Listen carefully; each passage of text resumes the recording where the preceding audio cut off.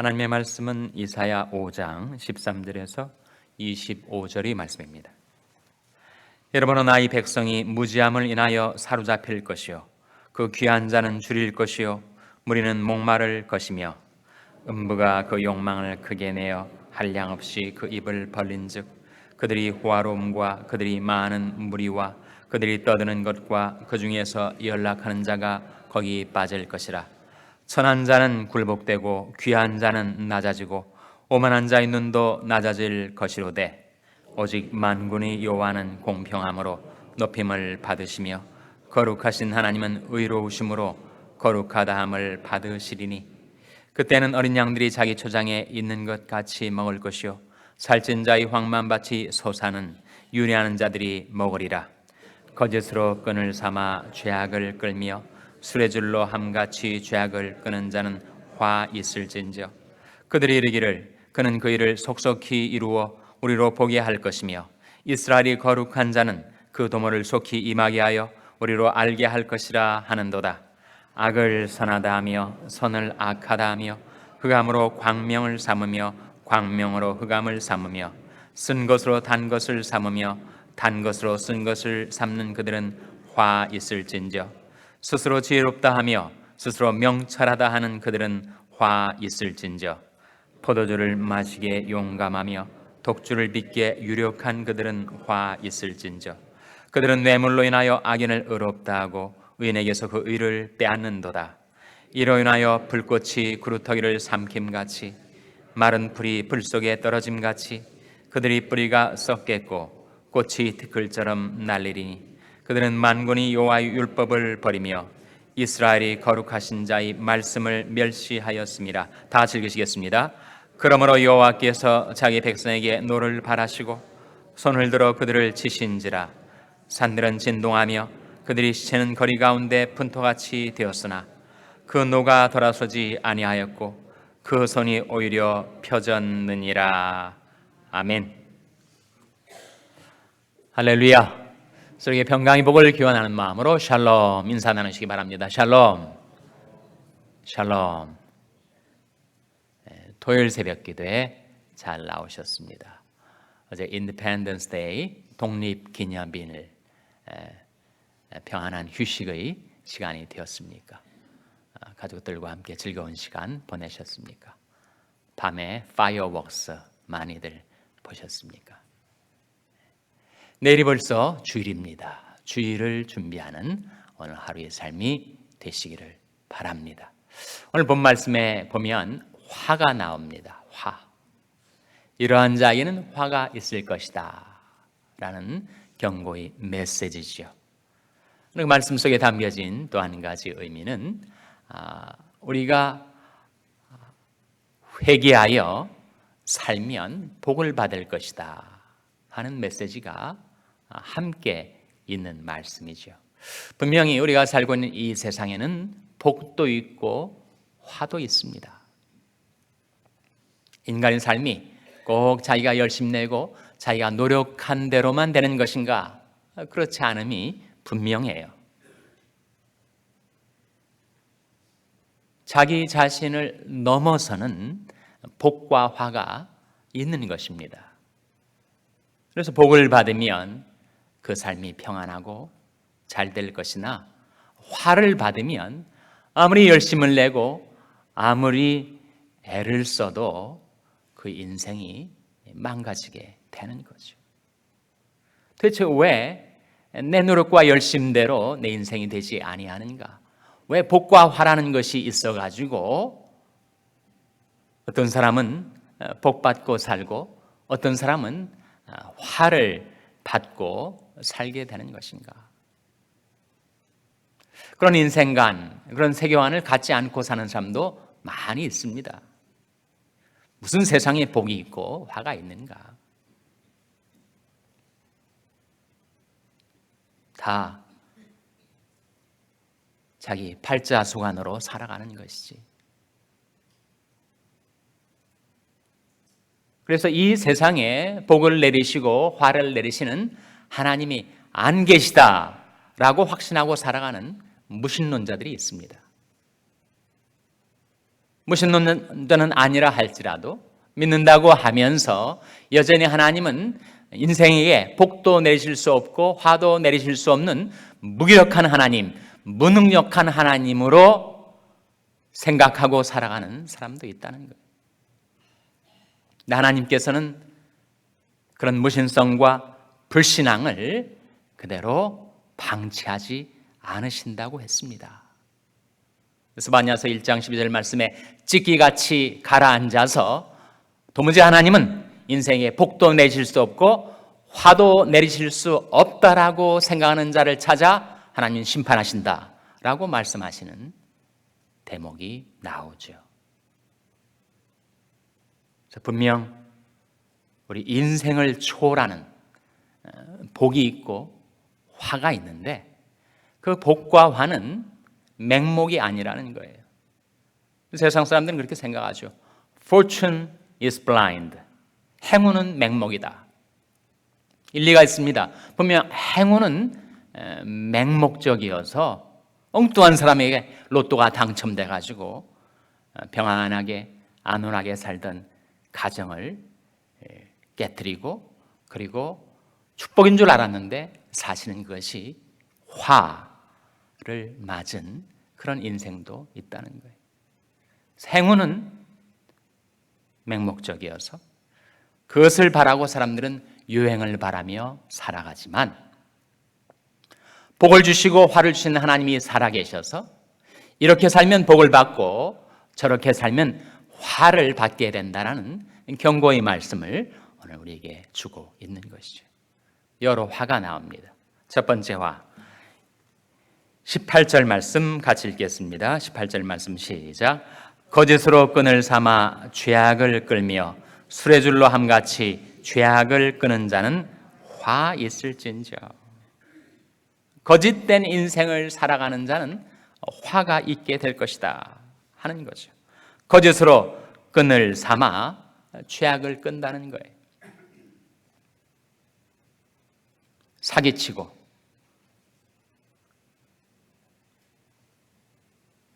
남의 등을 쳐먹고 거짓과 술수로 스스로의 인생을 잘되게 하려는 그 모든 인생의 노력은 결국 헛수가 되고 말 것이고 인생과 역사를 공의로 통치하시는 하나님이 살아계시니 아무리 그가 열심을 내고 노력을 한들 거짓으로 잘 될 수는 없다는 거죠. 첫 번째 화는 거짓을 말하고 거짓을 행하고 거짓으로 그 인생을 끌어가려는 자에게 주어질 결과, 그것은 바로 화다. 두 번째는 20절 말씀에 나타난 화입니다. 20절 말씀 같이 읽겠습니다. 시작. 악을 선하다 하며 선을 악하다 하며 흑암으로 광명을 삼으며 광명으로 흑암을 삼으며 쓴 것으로 단 것을 삼으며 단 것으로 쓴 것을 삼는 그들은 화 있을진저. 분명히 악한 것인데 그래서 선하다고 한단 말이죠. 왜 선하다고 하는가? 자기 명예, 자기 이익에 도움이 될 것 같으니까 악을 선하다고 하고 선을 악하다고 한다는 거예요. 흑암으로 광명을 삼고 광명으로 흑암을 삼다는 겁니다. 분명히 쓴 것인데 탄 것이라고 하고 단 것인데 쓴 것이라고 하는 자들은 화가 있을 것이다. 그야말로 가치 전도가 아닙니까? 어떻게 악한 건데 선하다고 할 수가 있는가? 선한 것인데 악하다고 한단 말인가? 흑암을 광명으로 광명을 흑암으로 쓴 것을 단 것으로 단 것을 쓴 것으로 온통 뒤죽박죽 가치 혼돈, 가치 전도를 일삼는 자는 화가 있을 것이다. 혼돈을 가리켜서 카오스라고 하죠. 카오스는 온통 뒤죽박죽, 어둠, 혼돈 상태를 가리킵니다. 그런 자들에게 임할 화를 경고하고 있는 거죠. 세 번째 화 21 21절에 나와 있습니다. 21절 말씀 같이 읽겠습니다. 시작. 스스로 지혜롭다 하며 스스로 명철하다 하는 그들은 화 있을진저.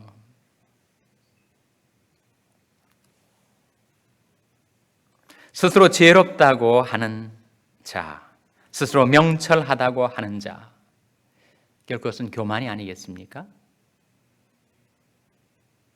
그런 자들에게 화가 있을 것이다.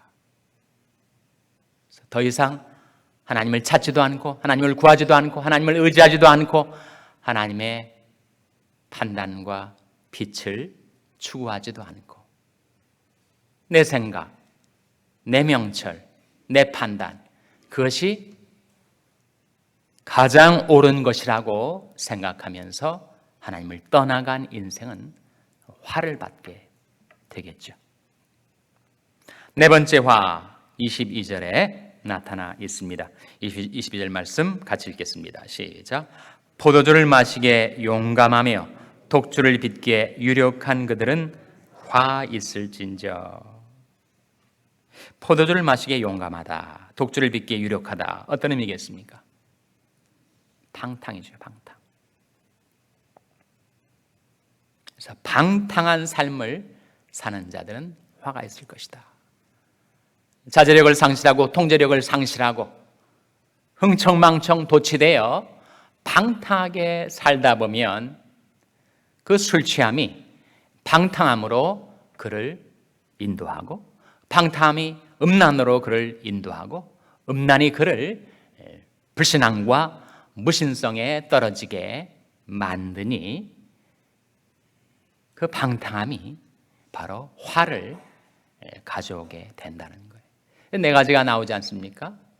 거짓, 혼돈, 그리고 교만, 방탕, 네 가지 화가 나타나 있는데 만일 우리 삶이 그렇게 살아가게 된다면 아무리 그가 개인적으로 열심을 내고 그리고 애써서 자기 인생을 성공시키려고 한다 한들 그 인생이 성공이 되겠는가? 하나님이 공의로운 통치가 있는 것인데 인생에 복을 주시기도 하시고 화를 내리시기도 하시는 하나님이 살아계신데 아무리 자기가 애쓰고 힘쓴다 한들 그렇게 화의 길로 행하면서 어떻게 자기 인생이 복을 받게 되기를 원하는가 하는 것이죠. 이 화의 경고 속에 담겨 있는 축복의 약속이 또한 있습니다. 만일 우리가 정직하게 산다면 하나님을 경외하고 그리고 하나님을 두려워하고 하나님을 의식하면서 하나님 앞에서 정직하게 산다면 복을 받게 될 것이다. 가치 혼돈이 카오스에서 벗어나서 빛 가운데 코스모스 가운데 질서 가운데 우리가 살아간다면 복을 받게 될 것이다.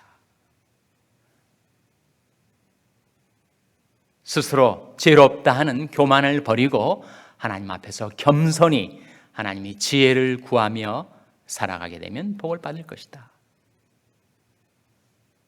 방탕, 음란 떨쳐버리고 우리가 근신하고 절제하고 경성하여 살게 된다면 복을 받을 것이다. 화의 경고 속에 축복의 약속이 함께 들어 있는 거죠. 하나님께서 우리 앞에 생명과 사망의 길, 복과 화의 길을 두신 것입니다. 내가 어느 길로 행하는가에 의해서 내 인생이 복을 받게도 되고 화를 받게도 된다.